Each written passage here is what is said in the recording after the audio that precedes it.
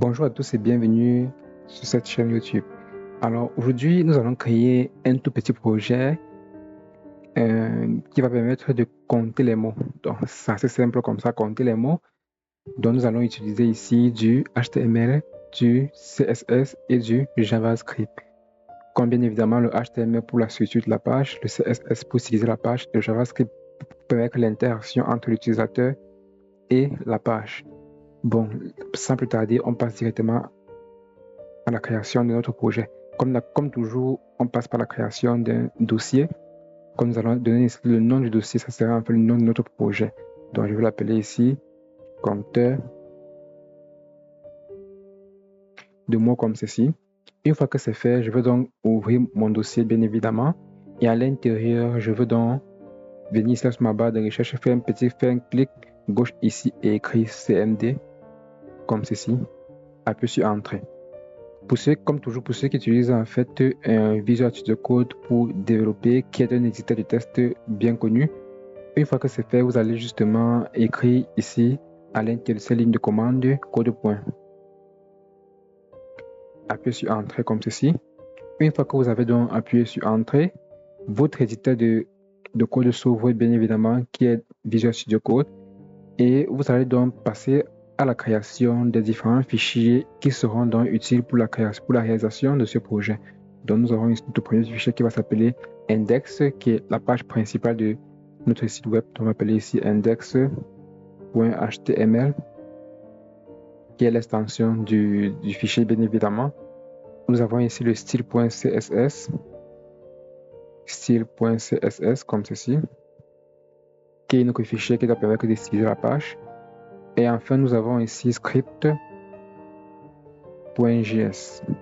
qui est un fichier de script qui va permettre de pouvoir coder l'interaction entre l'utilisateur et la page web. Une fois que ceci est donc fait, je vais maintenant revenir sur la page de l'index et je vais écrire ici la structure de notre page HTML. Donc je vais écrire tout simplement ici HTML. Nous allons choisir ici HTML5 et appuyer sur Entrée pour avoir directement la structure de base d'un document, d'une page web, autant pour moi. Donc ici, nous allons donc entrer ici le nom qui sera affiché sur le navigateur. Donc ici, on va appeler ici compteur de mots.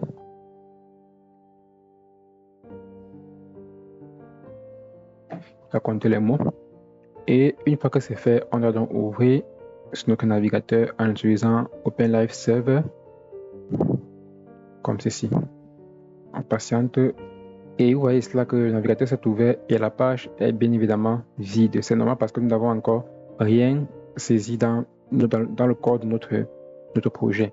On va donc passer ici à la division de notre écran en deux pour pouvoir voir ce que nous sommes en train de faire. Donc, on va donc faire ceci. On va réduire ici comme ça. Et une fois que c'est fait maintenant, on doit importer notre fichier style et notre fichier script. Le style ici, nous allons l'importer ici dans le head, dans le fichier head qui est l'entête de notre document. On va écrire ici link comme ceci. Nous avons ici CSS qui a été importé. Et nous allons aussi importer le fichier JavaScript. C'est conseillé de le mettre à la fin du document. Pourquoi? Parce que le JavaScript interprète le code une fois que le code a été lu par le navigateur. Une fois que nous avons donc fait ceci, on va donc revenir ici dans le body et nous allons passer à la création d'une première classe. La classe que nous allons créer, cela sera un conteneur. Pourquoi? Parce que moi, j'ai l'intention de mettre par exemple dans un conteneur un endroit pour pouvoir écrire ou alors coller nos tests dont voulons savoir le nombre de mots. Par exemple, ici, j'écris ici point container. En écrivant point comme ça, nous avons ici la classe, la structure de la div qui s'affiche. Il y a une div, il y a une classe à l'intérieur de la classe, il y a un nom de la classe qui sera utilisé pour être utilisé et au milieu, nous mettons ce que nous voulons au milieu. Donc, je vais écrire ici un container comme ceci. Une fois que j'ai mis le conteneur comme ceci, je vais donc passer maintenant à écrire qu'est-ce que je veux à l'intérieur de ce conteneur. Dans ce conteneur, moi, je vais mettre ici le titre de la page pour que l'utilisateur sache au moins ce qu'il a fait lorsqu'il arrive, par exemple, sur ce site web. Donc, je peux donc mettre ici un H1 comme ceci. Et à l'intérieur de ce H1, je vais donc tout simplement écrire compteur de mots. compteur de mots comme ceci. De mots comme ceci. Je peux me décider aussi de mettre par exemple entrer les mots à compter. Bon, mettons comme ça pour indiquer proprement dit ce que nous voulons. Entrer par exemple les mots à compter. Comme ceci. Bon, une fois que c'est fait, je peux donc revenir maintenant ici en bas. Bon, puisque ça affiche trop gros, on peut le mettre ici un H3 pour réduire la taille. Ok, là on est bon. À noter que la structure ici du... Bon, une fois que c'est fait, donc, nous allons mettre maintenant à l'intérieur un test area. Le test area, c'est quoi? C'est cet endroit dans lequel nous allons mettre nos tests à compter. Donc, nous allons écrire ici test area comme ceci. Il affiche normalement. Comme donc ici, nous avons mis que test input parce que nous voulons inscrire le test à l'intérieur. Donc, test input. Placeholder, c'est pour indiquer à l'utilisateur ce qu'il doit faire. Comme placeholder, on va par exemple ici mettre taper votre test ou entrer votre test ici. Entrez votre test ici par exemple. On met 3 points de suspension comme ceci. Une fois que c'est donc fait, à l'intérieur, on va laisser vide. Pourquoi? Parce que on ne doit rien mettre ici à l'intérieur, bien évidemment. Nous avons ici entrer votre test ici. Vous voyez comme ceci. On peut donc ancrer le test à l'intérieur comme ça. Ok. Après ça, maintenant, nous allons mettre maintenant en bas un petit P pour dire un petit paragraphe, autant pour moi, pour permettre ici d'afficher le nombre de mots. Donc, ici, on va écrire ici P qui est un petit paragraphe. À l'intérieur, ici, on doit le donner ici un identifiant qui doit être utilisé pour pouvoir travailler dans le JavaScript. On va appeler ici ça Word Count. Nombre de mots comptés en fait. On va l'appeler ici nombre de mots. 2 points. Et comme valeur par défaut du nombre de mots, nous sommes à 0. Donc la valeur par défaut c'est 0 puisque nous sommes ici.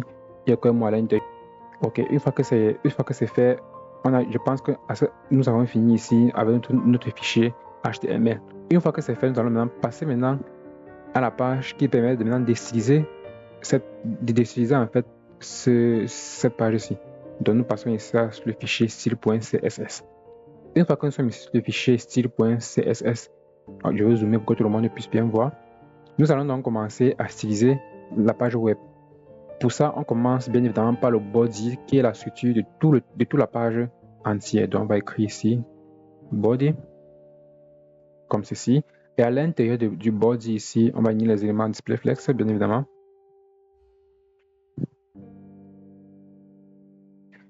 On va mettre ici au centre, donc un justify content. Ici, on le met ici au centre. Après l'avoir mis au centre, tous les éléments sont affichés au centre. Après avoir mis les éléments au centre, on peut aligner les éléments toujours au centre en faisant un align item center. OK. Après ça, maintenant, on peut définir ici, disons, une hauteur ici à 100 pH. Après, nous allons mettre ici le background. Le background, bon, align item center a fonctionné. Après, nous allons ici le background. Le background, maintenant, c'est le background de l'arrière-plan de la page, autant pour moi. Donc, on va mettre ici un background. Comme ceci, on va définir une couleur comme ça. On met par exemple ici disons F5, F5, F5. Ok, bon, vous voyez la couleur, c'est comme s'il n'y avait aucun changement, mais si nous revenons par exemple ici, on applique par exemple ça, vous voyez que l'arrière-plan a donc changé. Donc je vais le mettre dans cette couleur ici qui est un peu grise de ce genre. Bon, après ça, on va maintenant définir dans le style du test, donc en faisant un petit font family. Le font family, moi, il y a mon style que moi j'aime beaucoup, c'est le Arial sans serif, comme ceci. Vous voyez donc que le test a changé. Bon, ceci au milieu ne m'intéresse pas trop. Ok, là on est bon. Une fois qu'on a fini avec la structure du body, on va maintenant définir comment serait le conteneur. Bon, comment sera le conteneur, autant pour moi. On va donc définir le conteneur. Bon, ici je veux aligner tous les éléments du conteneur au centre. Donc je vais mettre ici point container. en ligne, je vais mettre ici un en ligne item, je mets ici un center et je passe. Après avoir maintenant fait ça dans le container, je vais maintenant styliser le test ARIA puisque nous avons ici un container. On a le H3. Le H3, on peut laisser le H3 comme ça. Ça ne vaut pas la peine de styliser le H3. On va styliser le test ARIA. Test ARIA ici. On vient ici, on a test. Bien évidemment, on met test ARIA directement puisqu'il ne s'agit pas là d'une classe. Donc, test ARIA. On va mettre ici un âge ici à 100%. OK. Là, on est bon à 100%. Bon, je vais un peu réduire pour que tout le monde puisse bien voir comme ceci. Voilà, on est bon à 100%.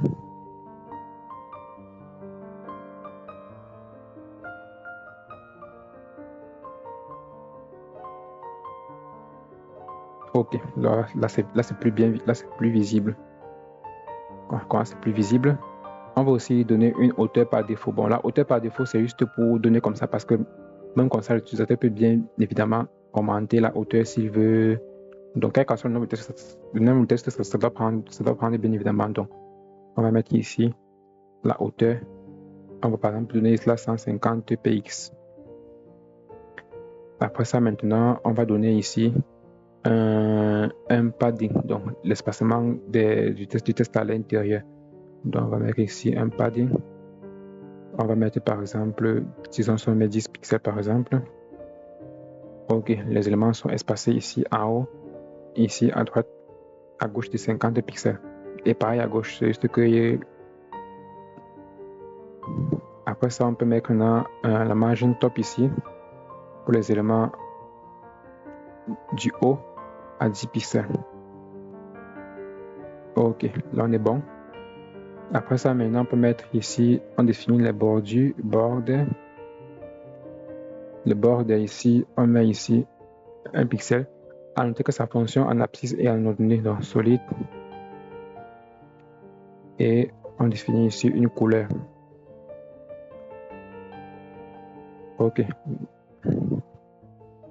Après ça, maintenant, on va mettre ici un border radius. Le border radius, c'est quoi? C'est pour arrondir un peu les alentours du test ARIA. Donc, on met ici un border radius. On va le mettre ici à 5 pixels. Donc, ça ne vaut pas la peine de le trop l'arrondir. Vous voyez ici, le border radius a été ici. Bon, c'est pas bien visible, mettez par exemple à 55. Vous voyez que ici, le border radius a été arrondi. Donc, c'est un peu ça que nous voulons faire. On le met à 5 pixels et on avance.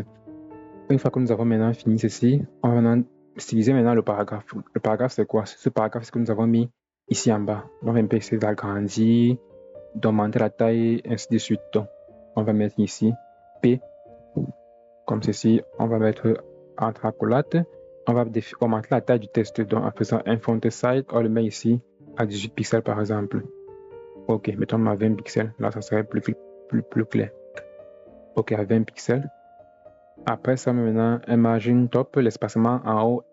Bon, je peux laisser comme ça, mais en fonction du navigateur sur lequel ça serait ou sur lequel ceci sera ouvert, ça va afficher différemment. Donc, c'est mieux de définir une seule fois un espacement entre le test et le test ARIA pour que dans tout le navigateur, ça soit applicable de la même façon. Donc, mais ici, un 10 pixels comme ceci. Ok, là, on est bon. C'est bon. Bon, je peux dire qu'on peut s'arrêter comme ça sur le style parce qu'on n'a plus beaucoup de choses à faire. Donc, on va s'arrêter comme ça sur le style. Bon, une fois que j'ai fini maintenant de définir la structure, le style de ma page, de ma page web, je vais maintenant passer au JavaScript qui va permettre maintenant de gérer en fait la logique derrière ce code. C'est-à-dire, si j'entre par exemple ici un mot par exemple comme ceci, il va falloir que automatiquement le navigateur puisse interpréter le code et pouvoir m'afficher ici le nombre de mots exacts que je viens à peine d'entrer. Pour ce faire, je vais aller dans JavaScript, commencer d'abord par définir d'abord l'événement qui se déclenche lorsque le navigateur charge tous mes éléments de ma page HTML. Donc, je vais d'abord commencer ici avec un document get element document.add event listener. Donc, je vais ajouter ici un événement, ce qui se passe lorsque le navigateur charge tous les éléments de ma page. Donc, ici, nous allons mettre ici un DOM content load comme ceci, virgule, on va créer une fonction qui va permettre de gérer cet événement-là. Une fonction vide qui ne prend rien en paramètre, bien évidemment. Maintenant ici, qu'est-ce qu'on doit maintenant faire ici? Ici, on va sélectionner l'élément HTML avec l'IDE test input. C'est quoi ici? Donc, on va sélectionner l'élément HTML qui contient l'IDE test input. Donc ici, le test ARIA ici que nous avons créé récemment avec l'IDE test input. Donc, ce qu'on doit maintenant faire, c'est quoi? On va récupérer cet élément-ci. En fait, comment est-ce qu'on le récupère? On crée tout simplement une variable ici. Ok, qu'est-ce que je suis en train de faire? On crée une variable qu'on appelle ici test input comme ceci. Donc, qu'est-ce qu'on va donc donner à cette variable? Donc, qu'est-ce que va contenir cette variable test input? Test input, cela va contenir bien évidemment l'élément qui a l'IDE, qui a l'IDE test input. Donc, pour le faire, on va mettre ici un document. Bon, document.get element by id. Ça veut dire qu'on récupère l'élément à travers son IDE. À l'intérieur, on doit tout simplement mettre test input qui est bien évidemment l'IDE de ce test ARIA-ci. Donc, on récupère cet élément-ci à travers son IDE. Une fois que c'est fait, qu'est-ce qu'on fait? On doit maintenant créer une deuxième variable qui va s'appeler, la deuxième variable ici va s'appeler ici word count. Word count maintenant que nous avons créé, qui était en fait l'IDE du paragraphe qui s'appelait ici le nombre de mots, qui va permettre de pouvoir afficher le nombre de mots comptés. Donc, on va donc créer une deuxième variable ici, que nous allons l'appeler word count, et à l'intérieur, on va bien évidemment récupérer sa valeur dans le paragraphe en utilisant bien évidemment ce même document Mitsubishi qui s'appelle document.get element by id. On crée parenthèse à l'intérieur, on va donc coller ici, ok, là on a ici les accolades, word count, et on met la virgule bien évidemment à la fin. Une fois que nous avons donc fait ceci, qu'est-ce qu'il faut maintenant faire? Il faut maintenant utiliser ces deux variables ici que nous avons créées. On va d'abord s'assurer que les éléments ici là se déclenchent lorsqu'on a entré le test à l'intérieur, parce que ça se fait automatiquement. Donc une fois que le test sera entré à l'intérieur, automatiquement nous aurons ici le nombre de mots. Et pour qu'une fois que nous entrons ici le test ici à l'intérieur, on obtient directement le nombre de mots ici, il faut donc qu'on ajoute ici là un événement à ce test input. Là, dès qu'on va balancer le test à l'intérieur, qu'est-ce qui se passe? L'événement se déclenche et on obtient à la sortie le nombre de mots. Donc je vais donc revenir ici. Je vais donc écrire ici test input. Je vais mettre ici un point add event listener pour ajouter ici un gestionnaire d'événements. À l'intérieur ici, je mets mon input. Et ici, je crée ma fonction qui va gérer cet événement-là. Cette fonction qui ne prend bien évidemment rien en paramètres. Et qu'est-ce qu'on aurait ici dans la fonction? Donc, on a récupéré tous les éléments qui sont contenus dans le test input-ci. Et qu'est-ce que doit faire ces éléments-ci? Par exemple, ici, j'ai un seul mot ici à l'intérieur. Si j'ai par exemple ici un mot, mettons mot avec S par exemple, j'appuie sur espace, je mets 2, j'appuie sur espace, je mets encore 2, j'appuie encore sur espace, je mets 2. Nous voyons ici là que en temps normal, ici là, nous avons combien de mots? 1, 2, 3, 4. Nous avons 4 mots ici en temps normal. Mais si je laisse par exemple comme ça, sans supprimer les espaces ici au milieu, moi j'aurai 1, 2, 3, 4, 5, 6, 7, 8 et 9. Pourquoi? Parce que tous les espaces qui se retrouvent au début, entre les mots et à la fin du dernier mot sera donc compté. Et moi, je ne veux pas ça. Moi, je veux avoir les mots exacts du texte que j'ai entré. Pour ce faire, il faut que je supprime les espaces entre les mots. Et pour ce faire, il faut que je parcours tous les éléments tous ces éléments qui sont contenus en fait dans le test de input. Pour ce faire, donc, je vais donc revenir maintenant ici en bas. Je vais créer une variable ici en bas qui va s'appeler test par exemple. Et dans cette variable ici maintenant, je vais récupérer le test input bien évidemment. .velo .trim. Trim, c'est pour parcourir tous les éléments contenus dans ce test input-ci. Une fois que j'ai donc fait maintenant, je vais maintenant diviser ces éléments-là dans un tableau. Pourquoi? Parce que pourquoi que j'utilise le tableau ici là?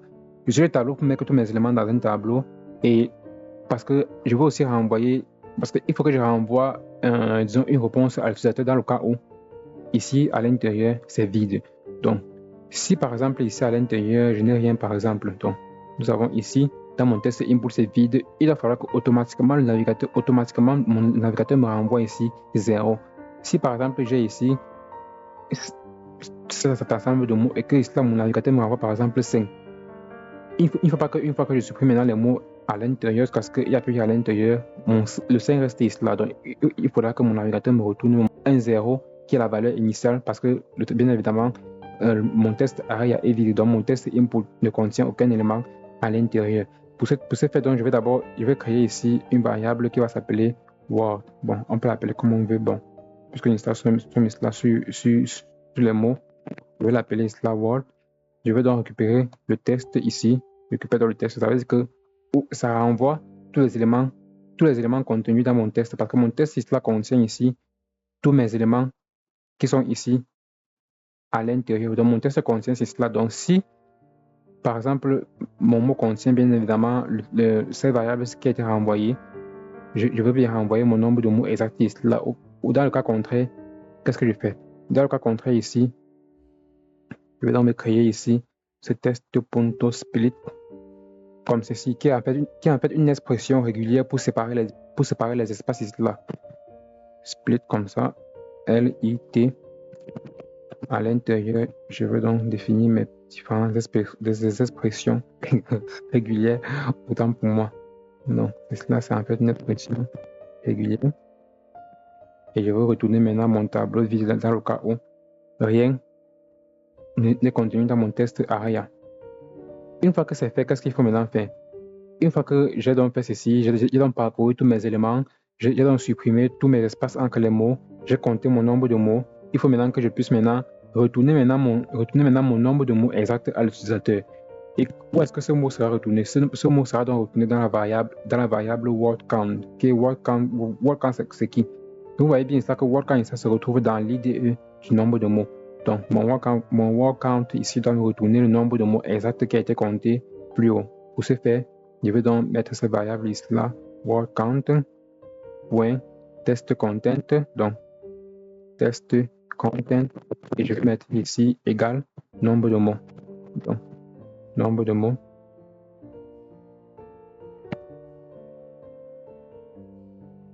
Yes, à la fin, bon, ça dépend ici. Qu'est-ce que mon nombre de mots affiche? Mon nombre de mots affiche tous les mots qui ont été comptés et qui ont été sauvegardés dans la variable word. Donc mon nombre de mots ici doit afficher ici word comme ceci, ou rs comme ceci. On met bien évidemment ici la virgule. On remet ceci. Donc j'ai ici mon nombre de mots point LENG TH. Nous avons ici un petit N qui manque comme ceci. Là maintenant, on se rend compte que là, le mot ça ne compte pas bien évidemment. Pourquoi? Parce qu'on met les virgules ici, les points virgules en fait à la fin de ces phrases. Bon, on se rend compte que ici les mots ne sont pas comptés. On actualise un peu la page. Bon, rien ne se passe. Mais par exemple ici, J, ouais, le mot est compté automatiquement. O par exemple, on a un mot, on espace, on écrit encore O, on a deux mots. Vous voyez cela que ici, nous avons deux mots. L'espace n'est pas compté. On espace ici, on met 3. On espace, on met encore ceci. On espace ici, on met ceci. Et là, on est bon. Bon, là, je peux dire que c'est bon pour cette vidéo. Et on peut donc agrandir maintenant la page.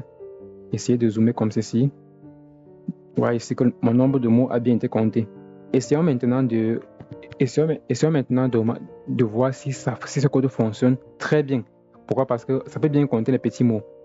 Mais maintenant ici dans le navigateur, par exemple, on met cela, disons ici, test comme ceci. Bon, cherchons un truc, bon, je ne sais pas comment est-ce que je veux tout. On veut une panoplie d'éléments. Un grand test autant pour moi. Donc, par exemple ici. Bon, on va dire ça. On revient par exemple ici. Qu'est-ce qu'on peut bien récupérer ici? Bon.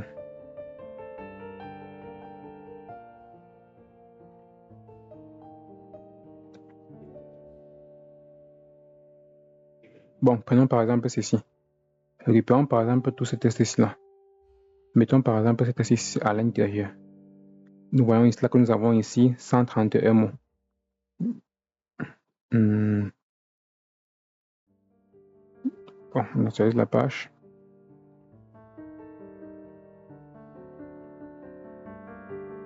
On a ici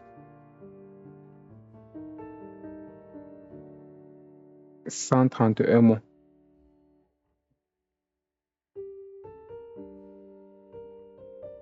On a 35 mots. On réduit, on a ceci. Donc, mon compteur de mots fonctionne bien évidemment bien. Vous voyez, si j'augmente ce nombre de mots ici là, ça fait le bon travail. Vous voyez, au fur et à mesure que j'augmente le nombre de mots, ça me donne le nombre de mots exact. Tout exact. Donc, c'est un peu ça, mon petit site. Donc, n'hésitez pas à vous abonner si vous voulez voir beaucoup plus de vidéos. On se dit à la prochaine. Ciao.